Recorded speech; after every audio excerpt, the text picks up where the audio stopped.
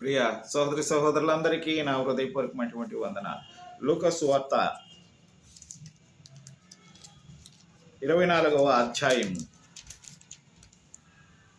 30 వచనం 31 చదువుకుందాము. In Luke chapter 24th chapter 31 verses. భోజనమునకు కూర్చున్నప్పుడు ఒక రొట్టెను పట్టుకొని స్తోత్రం చేసి దాన్ని విరిచి వారికి పంచిపెట్టగా వారి కన్నులు తెరవబడి ఆయన గుర్తుపట్టిరి. అంతటా ఆయన వారికి అదృశ్యుడాయను అని వ్రాయబడింది. And they eyes were opened and they recognised him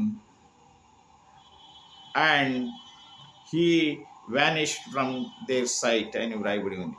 నా ప్రియమైనటువంటి సహోదరులారా, వారు పాపపు కన్నులతో దేవుని చూడలేకపోయారు. కాబట్టి ఈరోజు ఆత్మీయ కన్నులతో మనము దేవుని ఆరాధిస్తూ, దేవుని ఆరాధించు వారు సత్యముతో ఆత్మతో ఆరాధించాలని చెప్పినటువంటి మాటను మనము విధేయులు గాక. ఆమేన్.